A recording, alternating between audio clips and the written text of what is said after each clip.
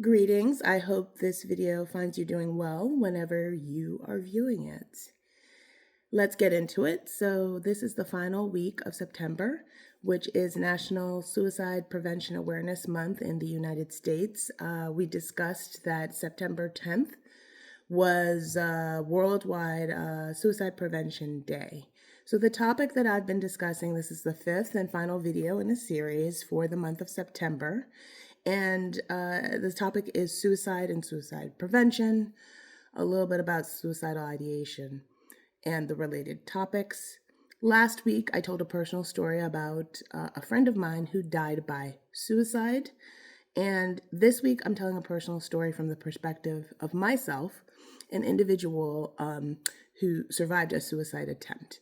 So I know these topics are quite serious, sometimes can be a little bit triggering. So to the extent you can't watch this entire video, it's understandable. Maybe you need to put it down, come back to it for any variety of reasons. I also understand that there are a lot of things going on in this world right now, and we can't pick up every issue that we come across on the internet or in the world. So people have limited capacity. I get that as well. I've already asserted that this is an issue that affects each and every person on this planet.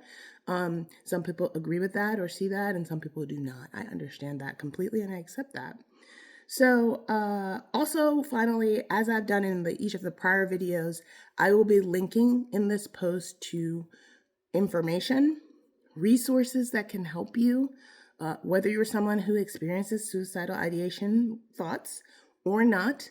And if you're so inspired or so moved and you're thinking, well, what can I do for myself or others in my community, wherever it is, however you conceive of that, wherever you think you have influence, I've listed a few potential action items for you to follow up on. There are no requirements. Feel free to follow up on this information and the links to the extent they're helpful to you. In this video, I'll also refer to some items, definitions, I guess, really. And I got some feedback on a video that I posted earlier this spring on an unrelated topic. And someone commented that, I mentioned a lot of terms and terminology or ideas that I did not define. And I acknowledge that. I have limited time in this video, so I'll be linking to some of the ones that I think most people may not know about, some people may know about, or want to go in depth in. So when I refer to those concepts, I don't have time to define them in this video, but I've linked to the information. If you're interested in understanding and that helps you, you can go to that. So let's get into it. Again, this is my personal story of an individual who has survived a suicide attempt. So to set the stage, for those of you who don't know me personally, or you may know me personally, but you don't know, I'm an individual who has had mental health challenges.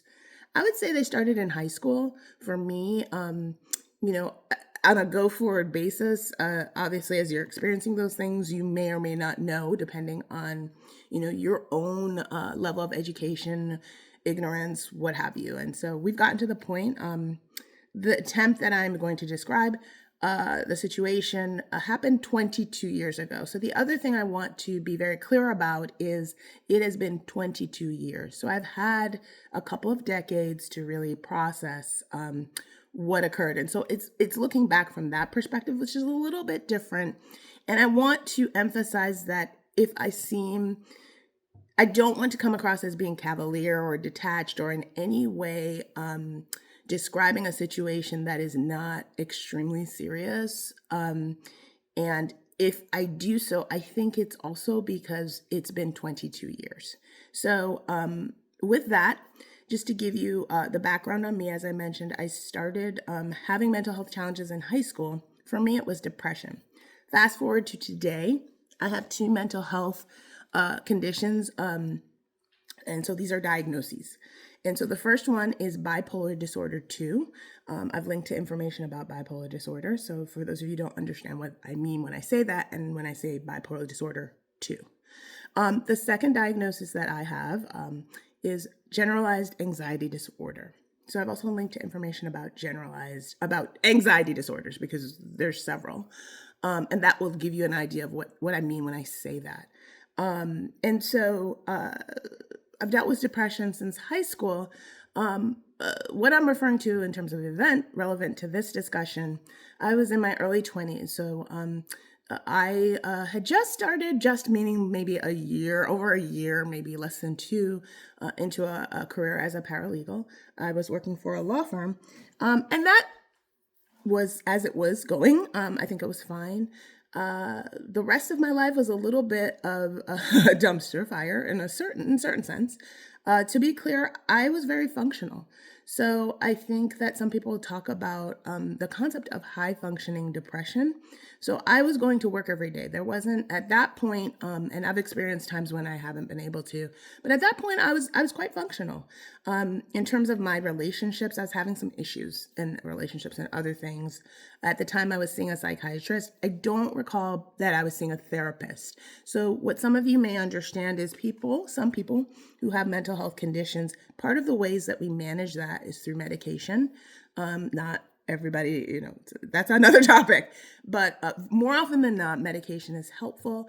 And then a second part of a treatment plan can include talk therapy. So you will talk with someone who is licensed in your area to talk with people. Sometimes people aren't licensed, but they typically tend to be licensed social workers, psychologists, professional counselors, all types of individuals. And so you go on a regular basis that works for you and what you've got going on in order to talk through a lot of issues. So at the time, I don't think I was in talk therapy. I had a psychiatrist, and a psychiatrist is someone licensed to prescribe medication around this topic.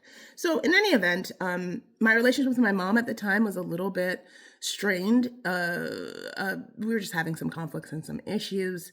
I was in a relationship at the time. I think that the person was fine. I think it was just not the healthiest setup at the time, is what I recall on that.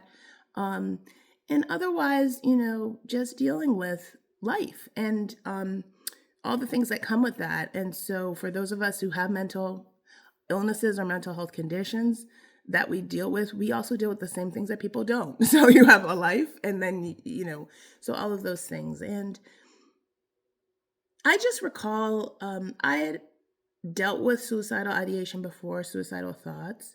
And it just, I was just in a dark place. And where it was at the time, I was just in a dark place. I think I did not share with anyone. I don't know that I shared with my psychiatrist. I probably didn't. What I was feeling. I didn't feel like I had anyone I could talk to about it. And I think that's, part of why I'm doing these videos, is because, by the time I got to the point of, I think if you look at it as a kind of a continuum, and for me, when I get to the point, or if you've gotten to the point, or someone who gets to the point where they're in this space right before they may attempt, and it's a very most of what's happening, there's a lot that happens before that. So you've got that space, which we're familiar with more, and we talk about more, which is an emergency situation. It's like a 911 emergency situation. But there's a space all up until that that I think is where we should be working. So get back to my story. I'd probably been having these thoughts for months, like just to conceptualize it and give you a timeline. And I just got to a point, I can just remember it seemed like it was less about a desire to not be here and more about just being in a lot of pain and anguish. And I don't know that people understand. I think people understand, and even maybe not, physical pain, right? You're in some sort of situation, or you have a condition or whatever it is that's causing you physical pain, but it's the same thing. It's just mental, emotional kind of anguish and pain of an equivalent nature. So that's where I had been for some time. And, part of the issue is, I think suicidal thoughts, when you go down that road, it's very irrational, and you try to rationalize something that's very irrational. So you're rationalizing something that's irrational. And at that time I was in my early 20s, and you're looking at it going, is this what it's going to be like? I think humans, by definition, want to avoid pain. I don't think the prospect of living in a way that is painful is something that a human wants to endure. So I think it's from that perspective that I did go through with the attempt. For me, I guess luckily called a friend somehow in all of this, and the friend was able to call the appropriate people in 911, however it was, and get me help that I needed at the time, which was an ambulance that arrived at my where I was living, and I went to the emergency room. So I went to the emergency room, and for those of you who have not been to a hospital, if you've been to a hospital for any other medical reason, it's very different than when you go into the hospital with an issue of this nature, anything related to psychiatric issues. And so the main thing is that the level of precautions that are taken are a little bit different. The level of checking and all of that nature. So I was in a regular hospital, but in the psychiatric ward of that hospital due to the nature of my situation, and I was placed on a 72-hour hold. I'll try to link to what that is in the United States. There's a typical, usually type of thing around that. And the reason for that is because you are a danger to yourself, and they need to monitor you and make sure you can leave at an appropriate time with appropriate follow-up care. For me, I was cleared to do that. My mom had told my job that, I was sick, I was in the hospital. And actually, I remember very clearly they sent me a beautiful bouquet of flowers. Separate discussion on how we treat individuals and when they have physical ailments and medical things, and they may be ill versus the response and the experience when you have something that is of a mental, emotional, psychiatric nature. Two different things, two different worlds. So after that happened, I was cleared to leave to follow up with my outpatient psychiatrist. And within a couple of days, I think probably even the next day, I can't remember which day, I went back to work. So that is what happened to me. Again, that was 22 years ago. To kind of bookend the experience, obviously there's more to the story over time, but later that summer, so that occurred like the spring of that year. And that summer, not to leave a cliffhanger, but I did experience what is known as a psychotic break. Not to say those two things are related or not. I think some of us are maybe more predisposed to those things, but it can happen to anyone. I'll link to information about that.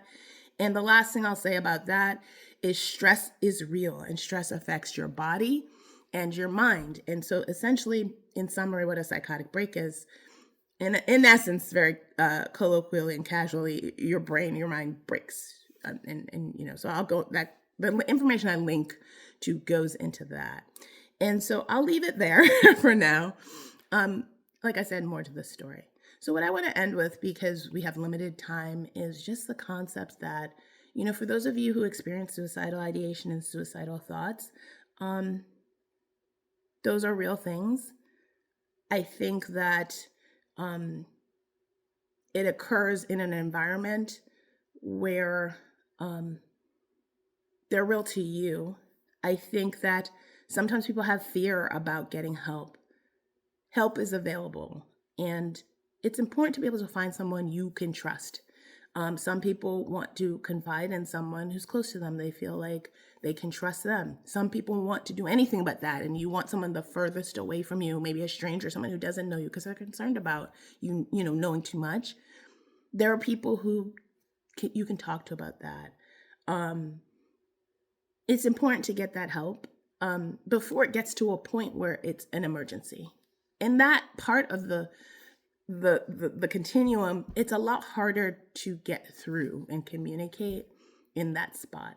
So I just want to encourage people, whether it's something you're going to have to manage over time, whether it's something that can go into a remission, it's a particular situationally based, or if it's in connection with a mental health condition or mental illness, it is something that can be addressed. It's something that you can get help with.